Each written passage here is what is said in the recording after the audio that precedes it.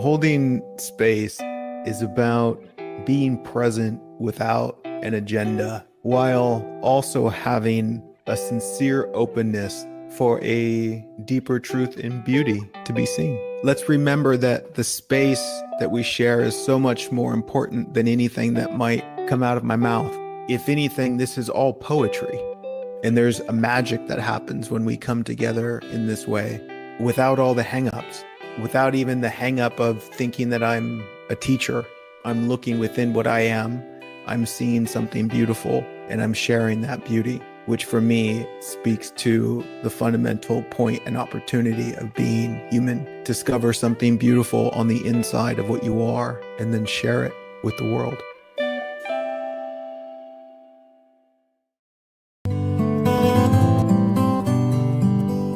All right. Welcome. This is happening. We are live.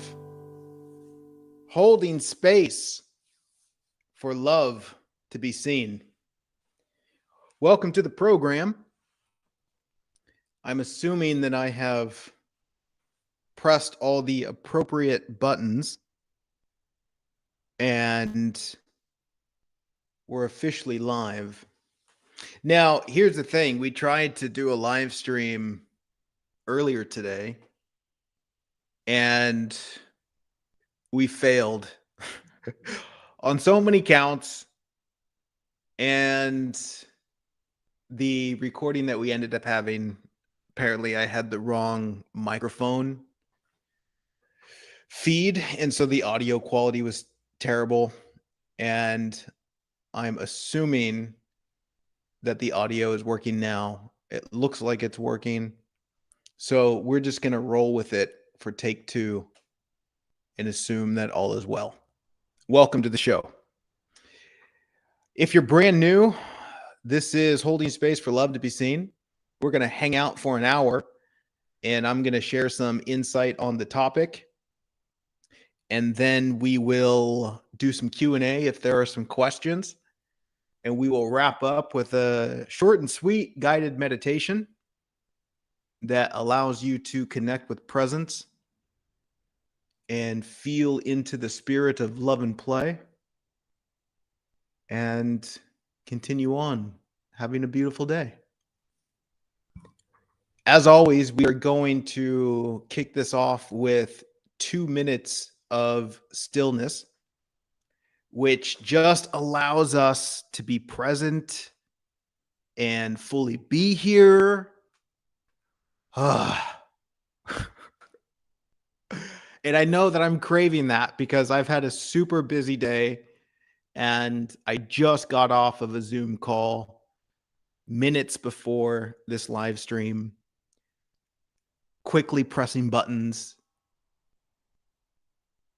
And now there's a weird noise going on. Don't know where it's coming from. Okay. But we're going to just settle in, and this 2 minutes is just such a sacred time for me to chill out and realize that this is happening now.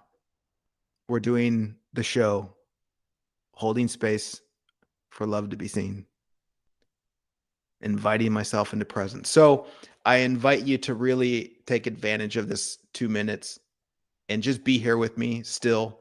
Allow yourself to settle in. And yeah. So let's do that.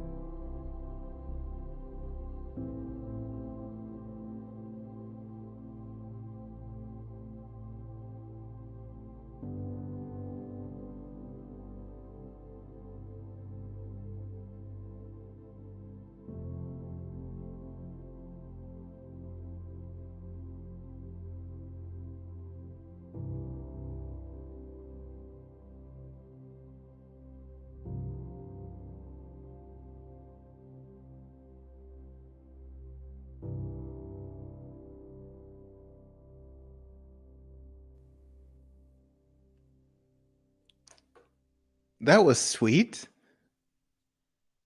I really like that. It's such a great reminder that this isn't something to rush through. Because sure, there's lots of things I would like to say about our topic today.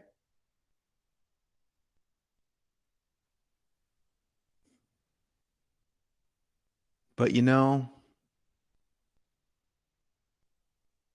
it's always so much better when it is spoken from stillness, spoken from a place that isn't trying to get somewhere, as if the prize is not here right now.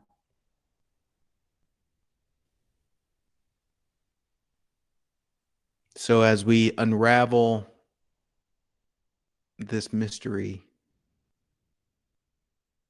we can enjoy the journey rather than trying to get somewhere. The topic today, what is most important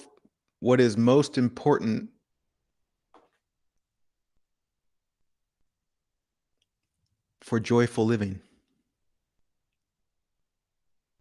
And I put the answer in the title, awareness and discernment.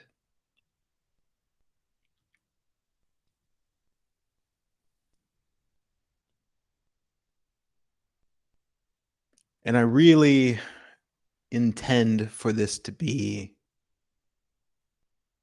profoundly obvious. That if we would like to experience a joyful life,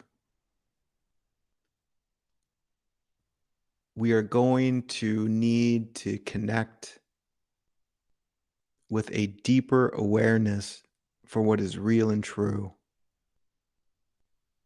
and then playfully practice and cultivate our ability to discern the difference between what is really happening and what we imagine to be happening. And I have a playful challenge happening right now, which is, as I mentioned, I already did this topic earlier today, and it was a crappy recording, and it was really good. And so I noticed part of me is trying to remember what I talked about in an effort to duplicate that awesomeness, but it's not going to work if I do that. It's not going to work if I try and bring the past into this moment. I'm going to have to just start over and say something brand new.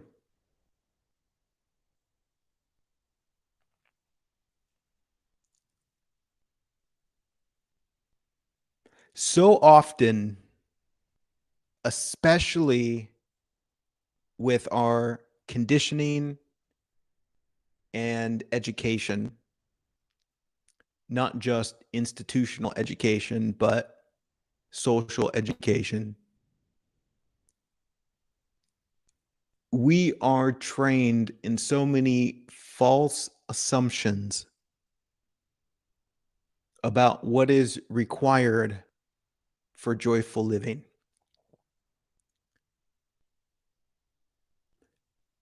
And these assumptions not only are false, but they do the opposite. They set us up for painful living. They set us up for disappointment. And they set us up to be a prisoner to other people in the world. And so I'm going to playfully pull back the curtain on the way we've been trained to do things, exposing an adorable insanity while exposing a profound immediacy to joyful living. Through awareness and discernment.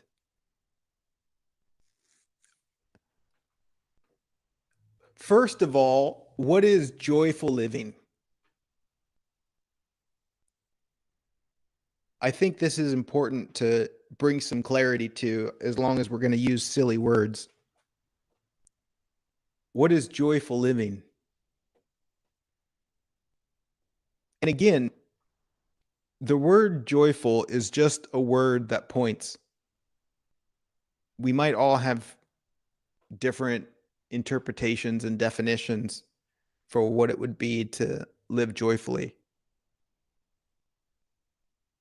Really, though, for myself, this is pointing to a life worth living.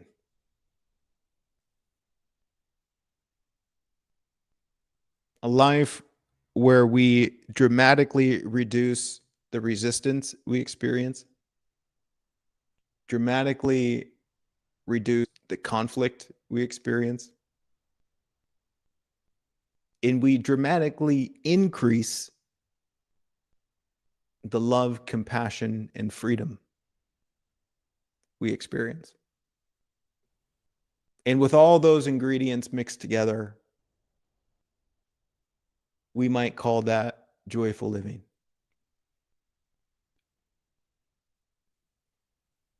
What I'm not speaking about as it relates to joyful living is amassing a collection of worldly things that you only think you want.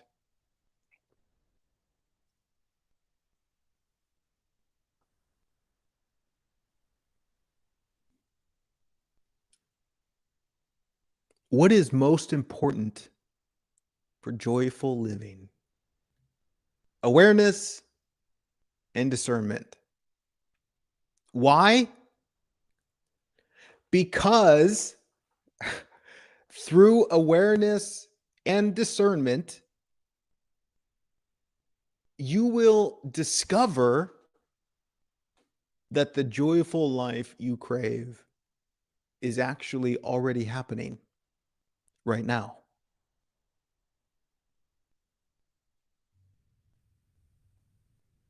Awareness. Awareness of what?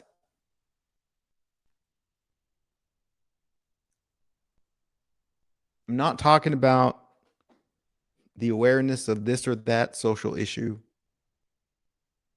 I'm not talking about the awareness of what you want or don't want. I'm talking about the awareness of what is actually here and now.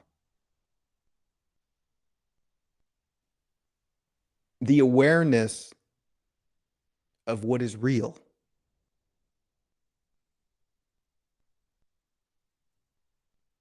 Which also speaks to discernment, which is the ability to discern the difference between what you imagine to be happening with what is really happening.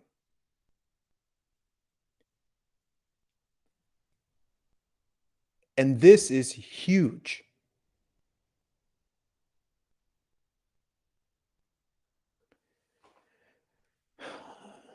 And our conditioning has trained us to buy into the illusion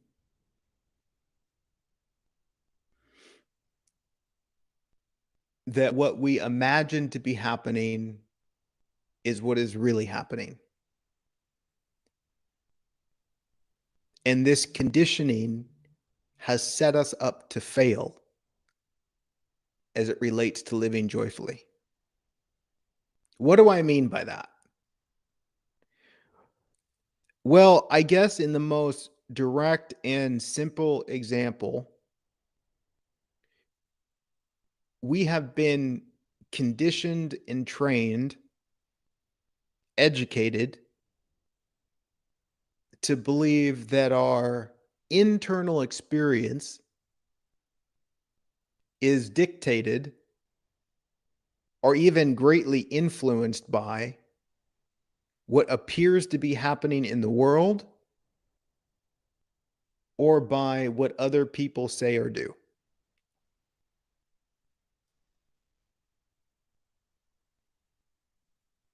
And we think that's real. So when we get disturbed, or when we experience resistance, or when we experience tension or conflict, and we feel it inside of ourselves, we assume that that is happening because of what is happening out there. For example, and this was an example from earlier today,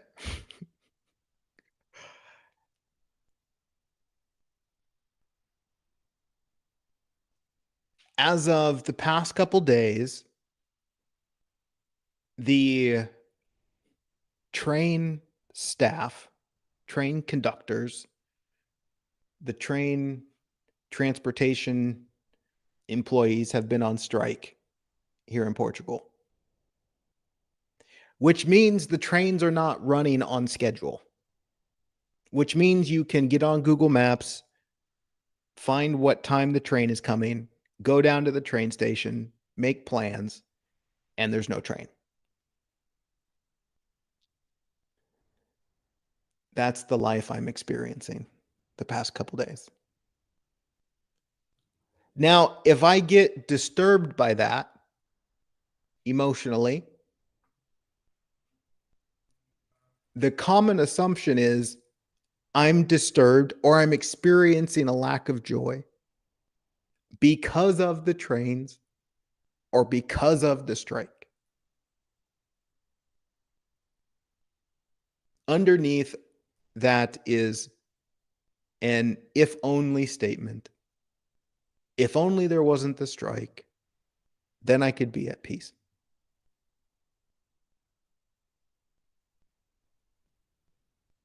Do you see the belief in that? The belief that my inner experience is determined by the outer world. Do you see that we've been taught that this is real, that this is true?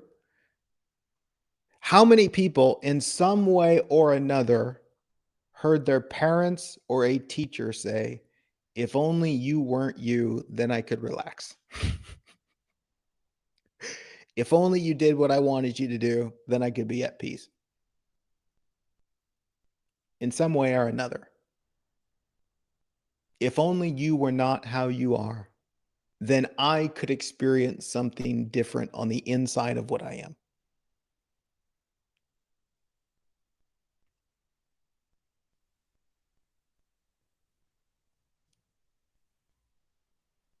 Teaching the lesson that says, in order for you to be undisturbed, you must control the outer world, which includes controlling other people, to be how you want them to be so that you can be at peace.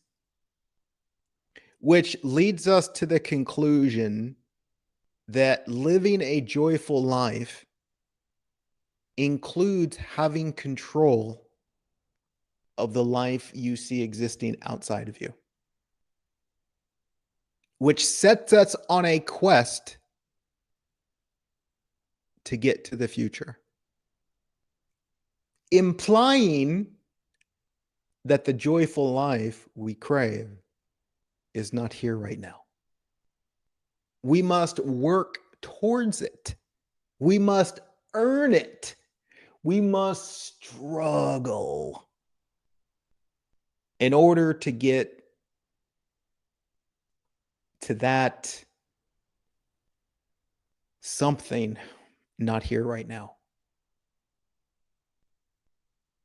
And if we can somehow figure out how to control ourselves, control the world, then we might have a shot at living a joyful life.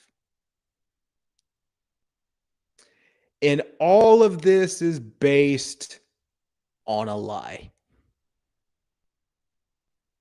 All of this is based on an assumption about something being real that's not real at all. Meaning there's no awareness of what's actually happening. And when awareness enters the picture, when we see more clearly what's actually happening when I experience disturbance or the apparent lack of a joyful life, when I see what's actually happening, then almost immediately the joyful life returns. Not through doing anything, not through changing someone or something, but only through awareness. Seeing the truth of what's happening. Discerning the difference between what I imagine to be happening and what is really happening here and now. For example, with the trains,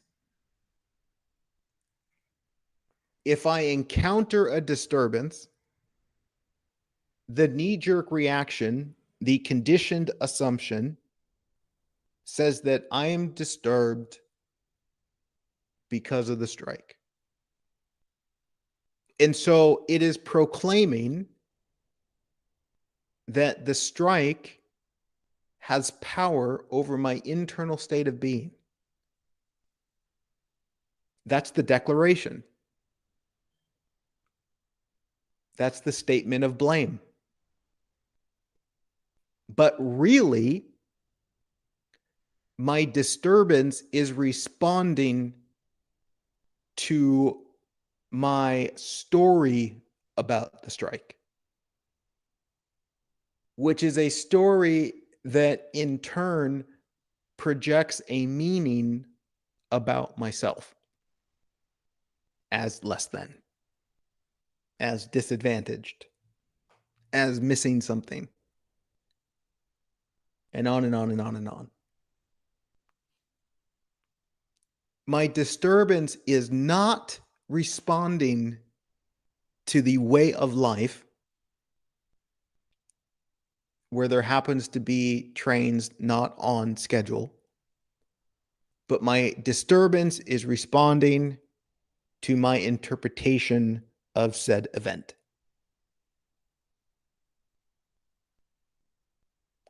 There's something magical that happens when you really see this.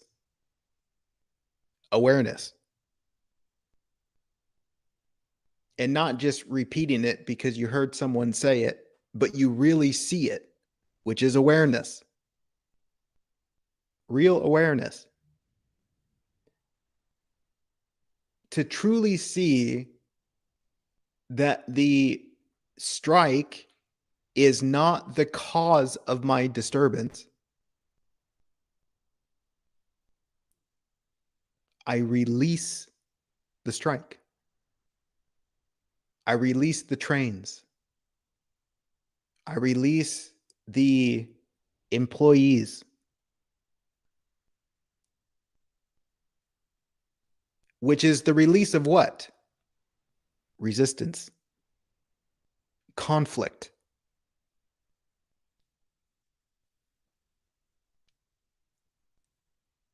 Blame. Projections of guilt. All of these things, which are used as evidence as to why I can't be joyful right now.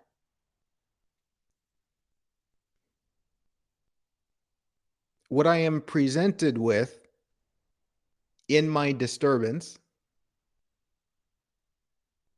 is an opportunity to clarify, discern what I'm really seeing.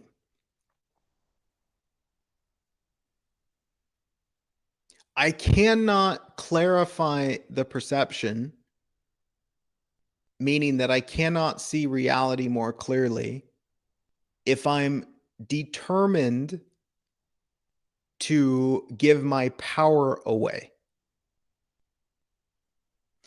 And gently speaking, as human beings, through our conditioning and education, we have become determined to give our power away.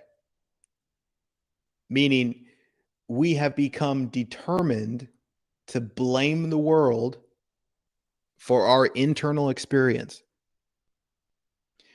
which is really, really interesting.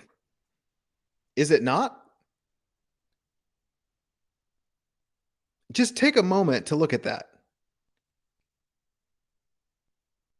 We are determined to assume that our inner state of wellness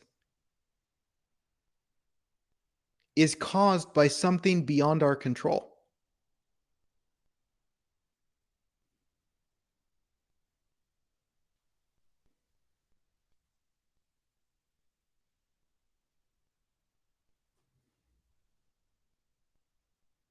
How's that going? And in the process of that, we then withhold love from that something that we blame, which means we don't get to experience love because we're not letting it flow because we blame that thing. Meaning that I won't extend love to the train workers because I blame them for the story I'm telling about my own worth and value. And so I will not allow myself to appreciate them because of my own misunderstanding.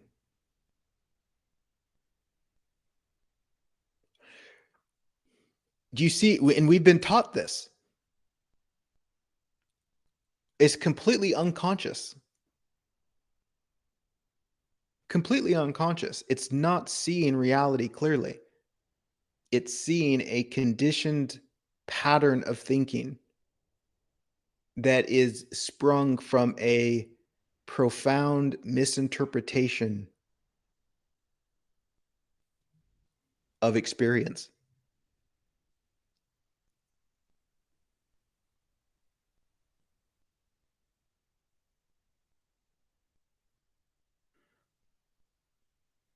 How often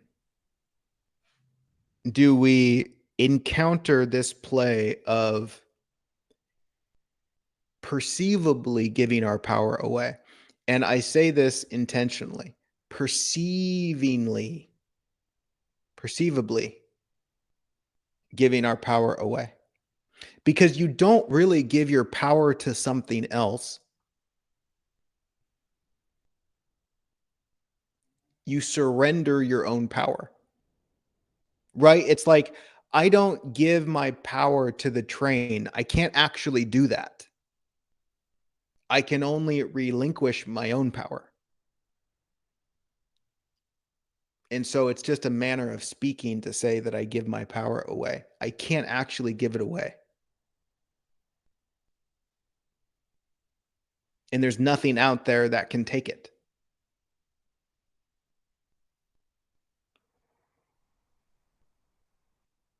How many times do we encounter this during the day? where we watch this adorable insanity unfold, relinquishing our power and proclaiming that we are having internal experiences based on what is or isn't happening in the world. Can you count that high?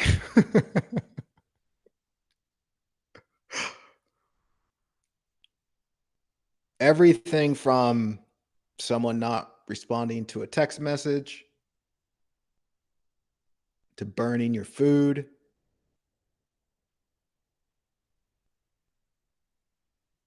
to not being somewhere at the time you thought you were going to be somewhere.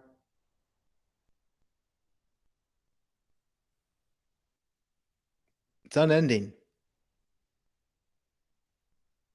And you see that this comes from a lack of awareness, not clearly seeing what's happening.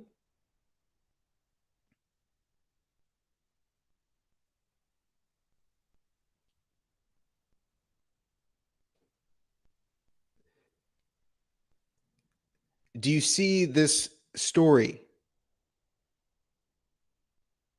that gives power away? Do you see that that's just imagination? I'm imagining that the train caused my disturbance. I'm imagining that. It's not really there.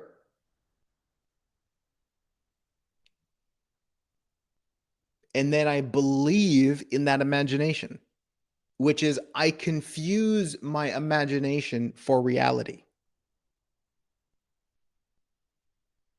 This is huge.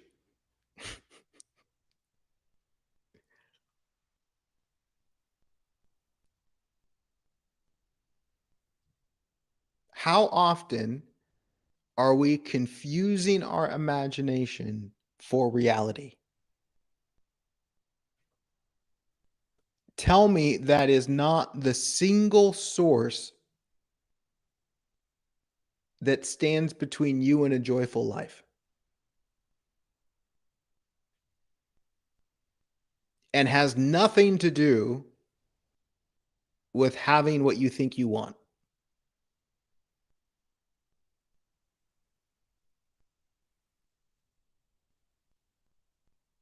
Because we can say clearly what we might consider to be a lack of joyful living is simply a life full of disturbance.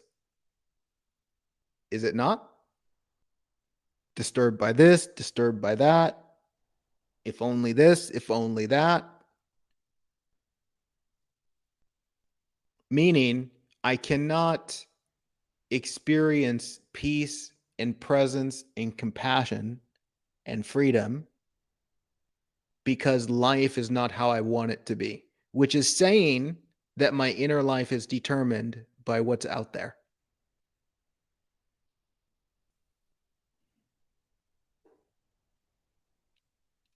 This is why what is most important for joyful living is awareness and discernment. Just might be your greatest power. And it's been stripped from you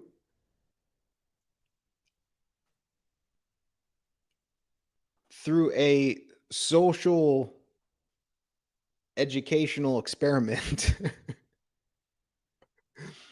to convince you of things that aren't actually real, to convince you of your own powerlessness.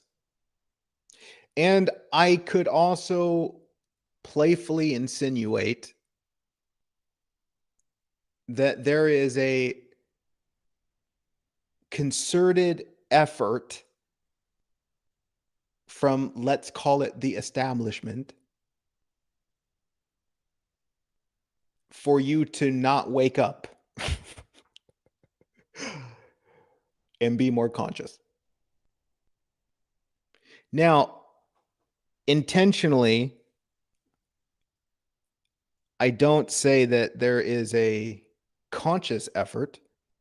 Because if it was conscious, there wouldn't be that effort.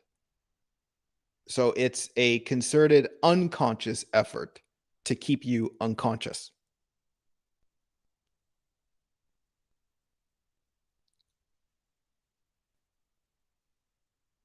Because the status quo that is unconscious needs you to be unconscious in order for it to continue.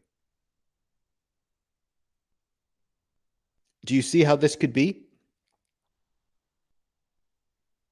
It's like saying it needs you to rely on it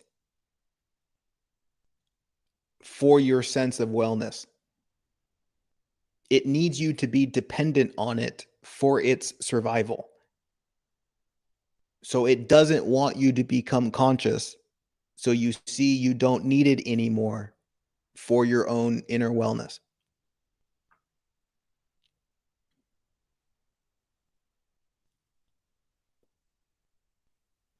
Which makes perfect sense why we have the education that we do.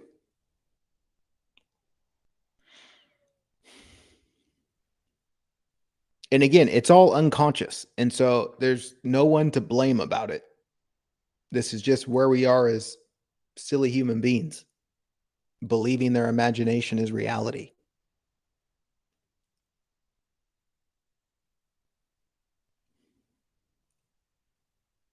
But what a monumental opportunity we have here to discern the difference and to realize, holy shit,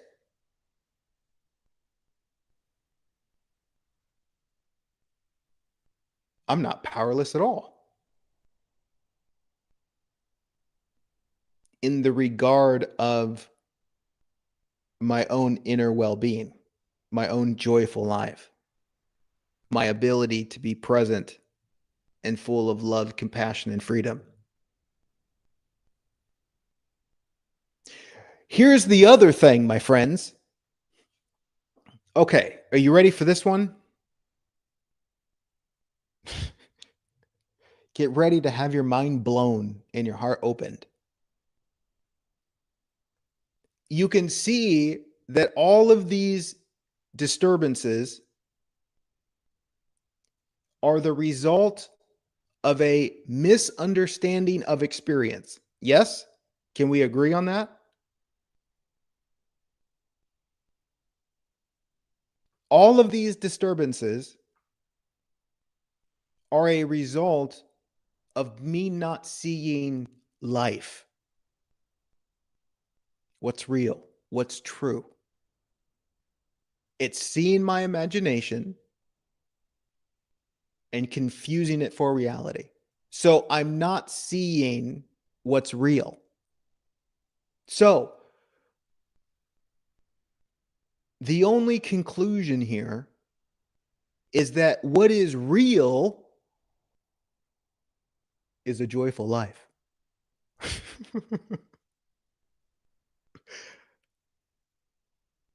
Hello? Which is also to say, the life that has been created for human beings to experience, reality to be experienced, is a joyful one.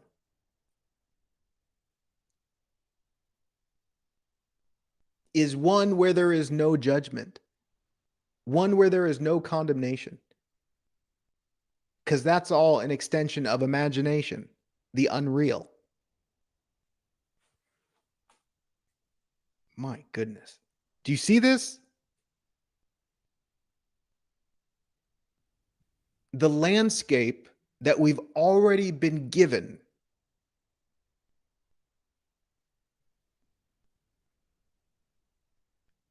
is a joyful one that invites you into a joyful life. If we would just be willing to lay down our dream of what we think we want, and what we think we want is for the world to be how we think it should be, rather than just coming home and seeing the reality you've already been given.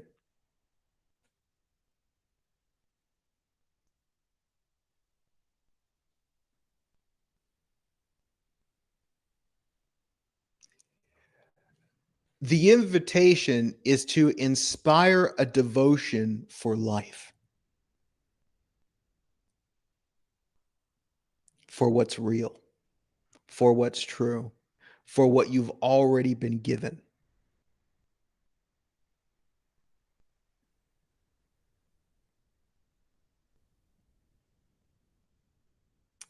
It's one of these holy shit moments where you've been frantically running around the earth trying to get what you want, only to realize with a big playful smack in the face,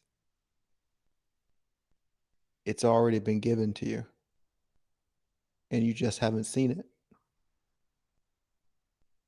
You've been consumed by your imagination.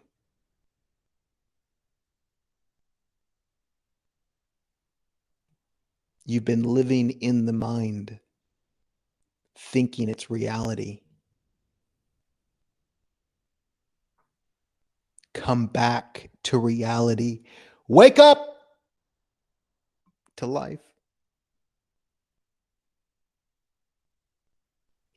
Whoo. This is a big one.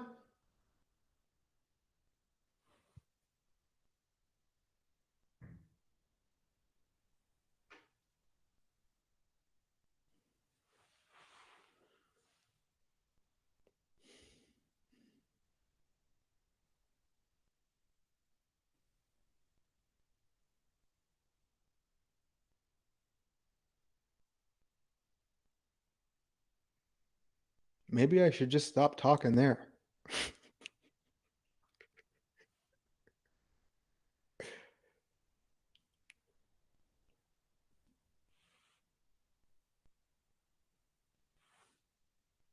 Okay.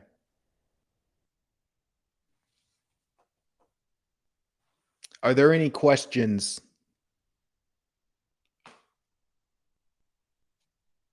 Now would be the time to post your questions if those are happening. I'm not going to scroll back through all the comments because now is question time, not 10 minutes ago. Now I'm looking at the comment feed. And if there's no questions, then I will ramble a little bit more. And then we'll end with a super short and sweet guided meditation.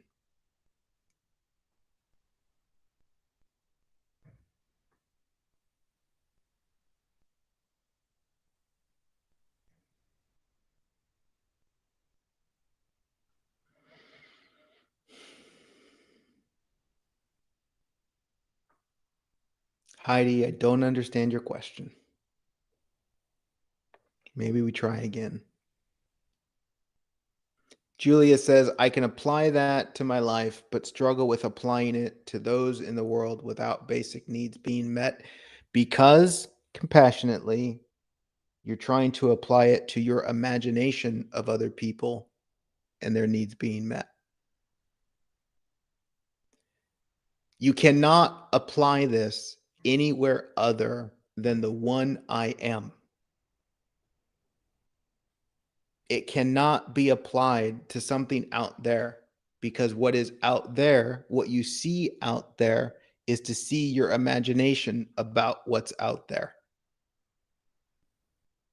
It's kind of like saying, I can't apply it to the trains being on strike. You don't see trains being on strike. You see your imagination about trains being on strike. It's a good inquiry to question if you really see that something, or are you seeing your projection about that something, especially suffering. We are so good at projecting our own suffering onto other people and then thinking that that's their experience. In the same way that if you look at your most profound moments of discovery, They were birthed through some experience of suffering, right? You went through something that you didn't want to go through, and it invited you to see something profound, but you had to walk through a fire of fear to see it. Somebody else can look at your experience and say, oh, that was scary. Nobody should ever have to go through that. So you're saying that you shouldn't have discovered something beautiful about life because it scared you? Are you stripping away everyone's lessons in love because you don't understand them? Because they scare you?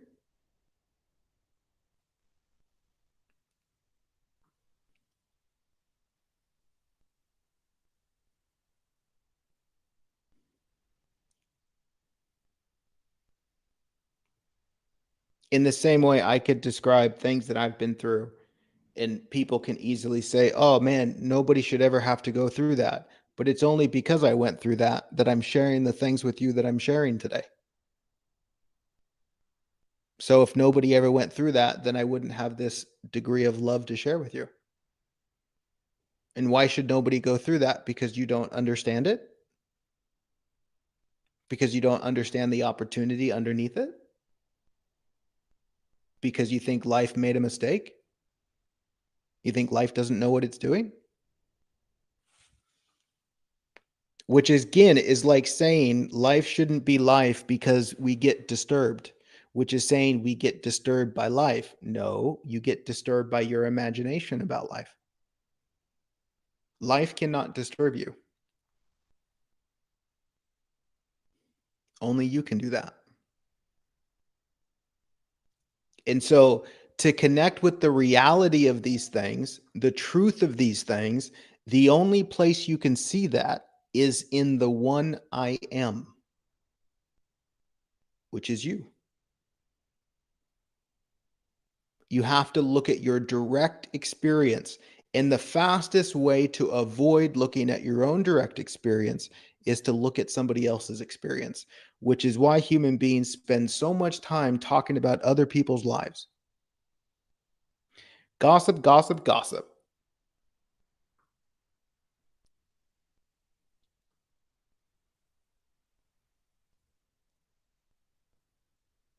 Avoiding the heart of the issue.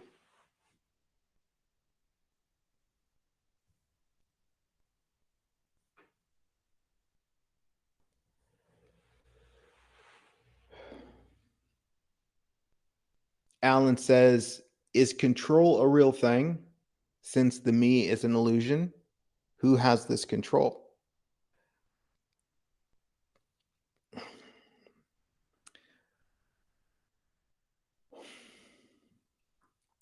Yes, control is an illusion.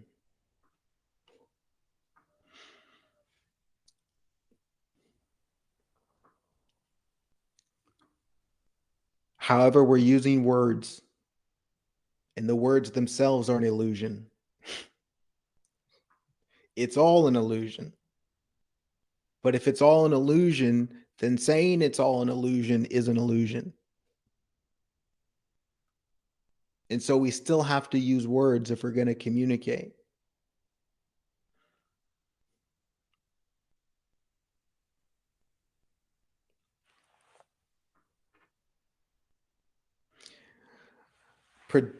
Prajakta, something like that, says, what is the easiest way to wake someone else up? Dun, da, da, da.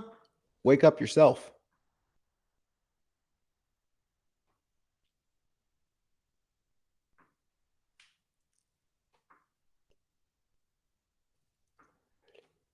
Why would you want to wake somebody else up? I don't get that. Who are you to decide that someone else should or shouldn't be awake? Like it's possible life is making a mistake? Life doesn't know what it's doing?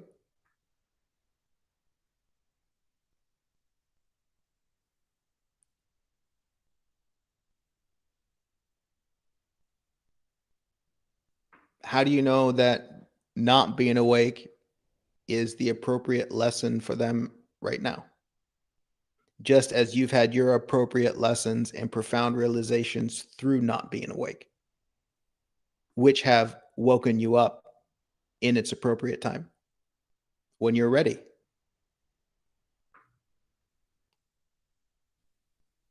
Maybe that too is something you can let go of, wanting somebody else to be awake. Maybe you're wanting them to be awake because they disturb you, which is you not being awake. That's also something that's kind of interesting. This movement of wanting to wake up the world. If only the world was awake, I wouldn't be disturbed, says the unawake one. When you really wake up, you will see that the whole world is awake and you are the only one sleeping. Chew on that for a little bit. That's deep. When you really wake up, you will wake up and see that everything is already awake and you are the only one sleeping. Maybe that's another video.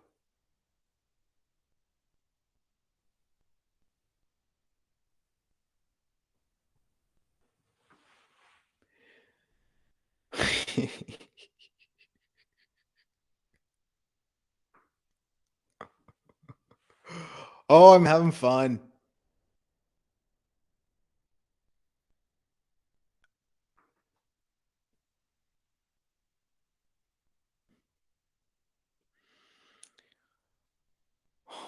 So much fun.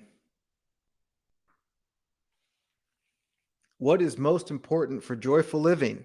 Awareness and discernment.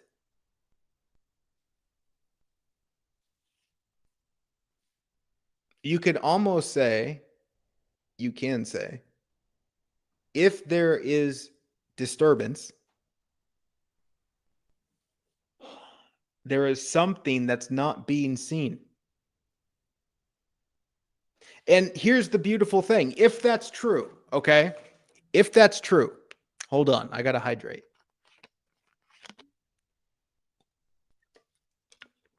If that's true, what's the invitation? To run around and change something? To get control of something? If there's disturbance and it's the result of not seeing something clearly, what's the invitation? Be still.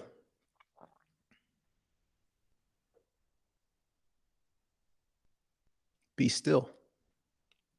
Come back to reality, which is the function of every spiritual practice, FYI. Whether you're doing a silly little dance, singing a silly little song, holding silly little yoga postures, doing silly meditations, listening to silly talks. What's the point of all that? To bring you back to the present moment. It's a doorway into presence so you can see reality more clearly. And as you see reality more clearly, you recognize that the monsters you're imagining aren't really here. You recognize that the things you think aren't missing aren't real things. And you realize, oh, actually, I can enjoy myself. Oh, actually, I don't need to be stressed. There's nothing to be stressed about in reality.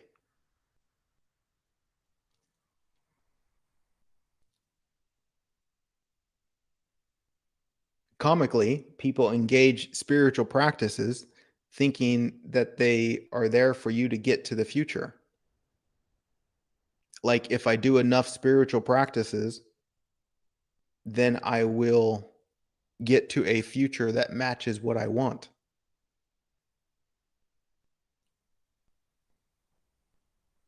And then you end up doing spiritual practices that don't resonate anymore because you still think it's going to give you a prize in the future, not realizing the prize of the spiritual practice is the practice itself to connect with more peace and wellness. And if that's not happening on your spiritual practice, you need to find a new spiritual practice. Preferably one that's a little bit playful.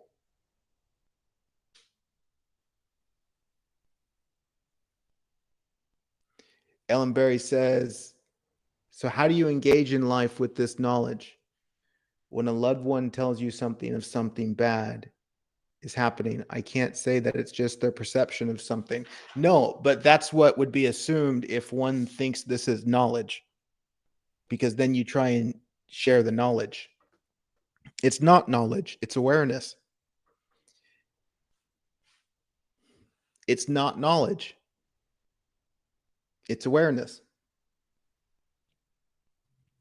And there's so many things that we think are realities that we only think that because somebody else told us and they scared us. And so we bought into it. When really, if you get silent and still in your own space and ask, what do I really know? Not what have I been told, not what have I been taught, not what have I been scared into believing, but what do I actually know? And then trust what you know.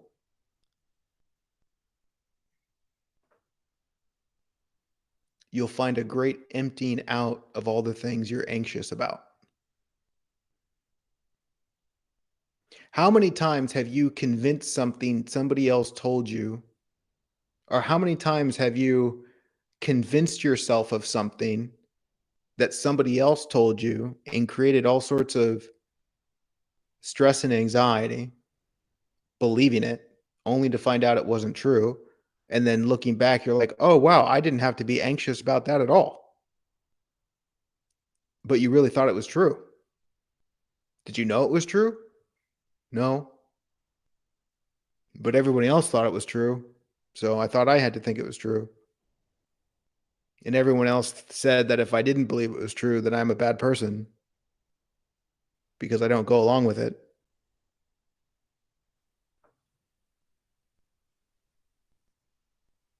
Anyway, back to Ellen's question. I can't say that it's just their perception of something. No, absolutely. I wouldn't say that. I don't encourage you to say that. Here's the thing. We're running a bit over schedule here. When a loved one tells you something bad is happening, I can't say it's just their perception. No, you can't.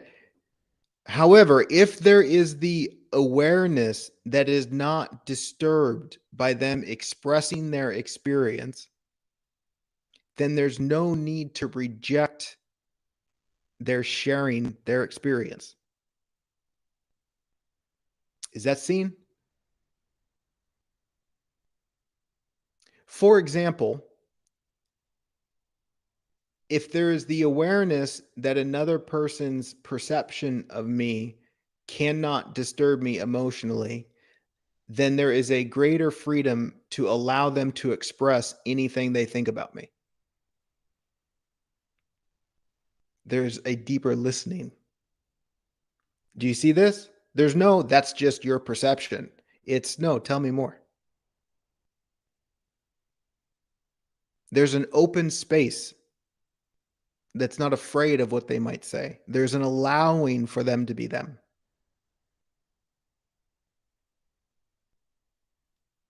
This is an open-heartedness to life.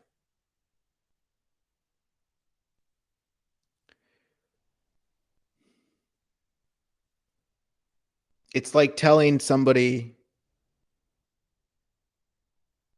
that's just your perception, but really that's your perception of their perception.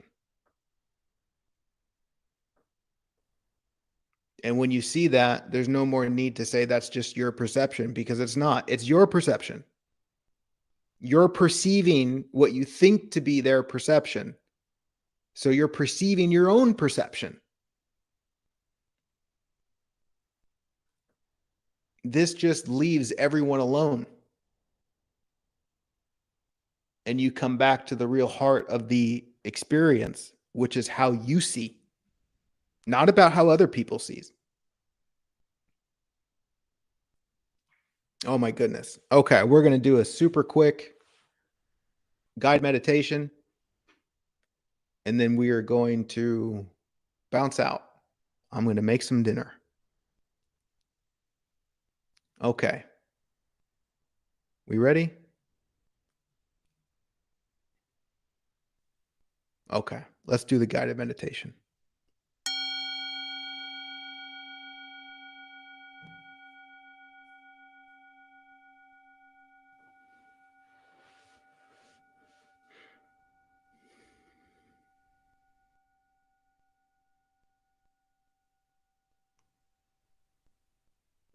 Awareness, awareness, awareness.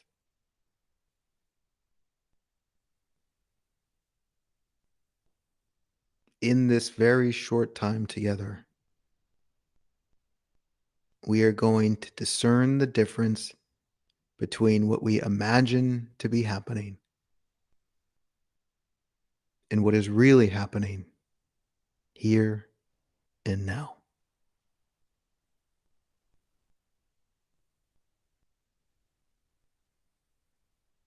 In the awareness of what is real and true, we will draw nearer and nearer to a joyful life.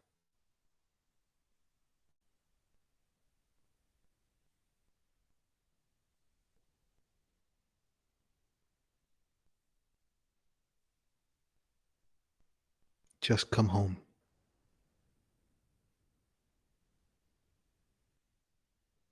Yes, the mind thinks about 1,000 things. But can you see that those things are not here in life right now? In your immediate moment. This is life.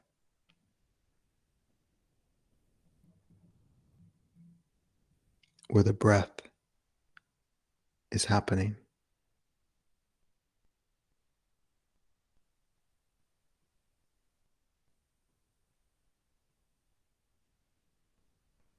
Where the body is connected to the ground.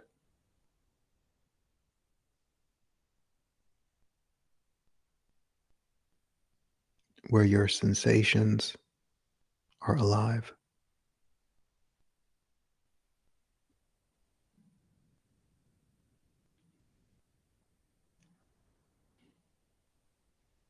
This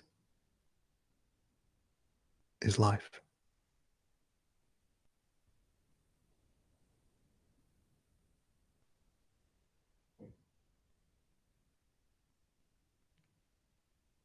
There is a great stillness here.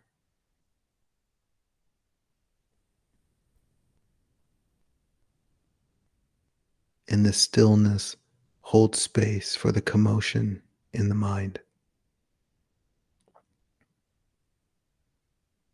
It allows you to imagine whatever. This can be playfully beautiful. But don't mistake your imagination for reality. Someone's knocking on my door. Oh no, I'm disturbed.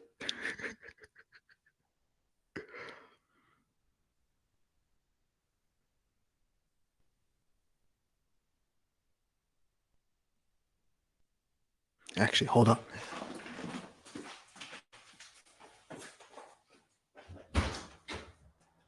Hey, brother. Yes, thank you. Okay. Thank you so much.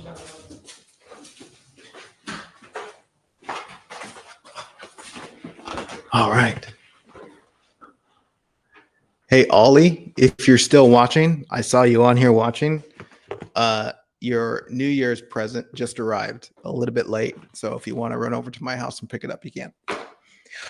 Surprise. Okay, back to the meditation.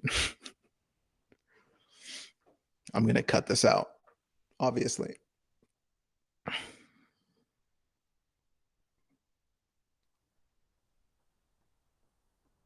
We're going to take 3 deep breaths. And on the inhale, we are going to invite ourselves into the heart of life that desires for you to experience a joyful existence. And on the exhale, we are going to release all that is imaginary.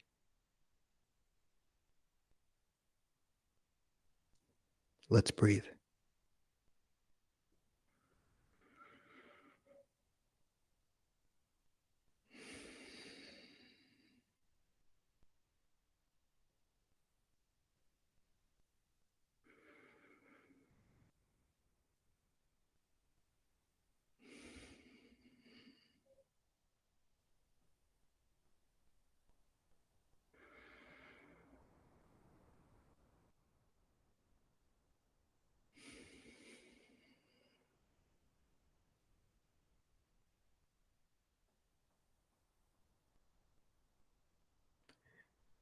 Please see this, that beyond our imagination, beyond that which we blame for our innocent misunderstanding, the landscape of life is a joyful and playful one.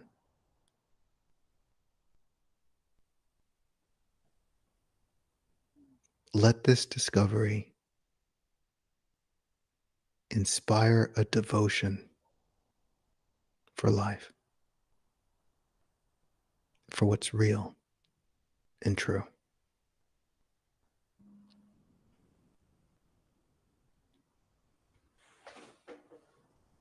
Thank you for meditating with me today.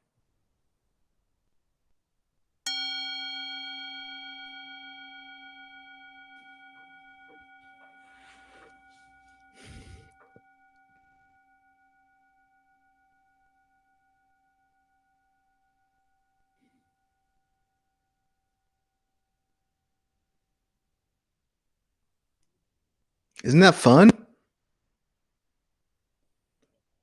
I'm so glad we redid this topic.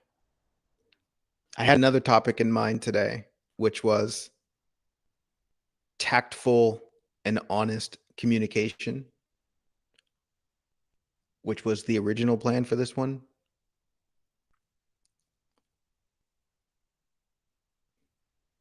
But I'm going to do that tomorrow, tentatively. I have 2 more live streams scheduled tomorrow. Check it out. There is a group on Insight Timer, Tiger and Inlight Connect. You can find it. I post some things there. Other than that, if you're super struggling, reach out, send me a DM. Might be able to send you a few words that either piss you off or inspire you. But love ya. And until next time, aloha. And cheers to the beauty that you already are. Haha. 1 hour and 11 minutes. Bye-bye.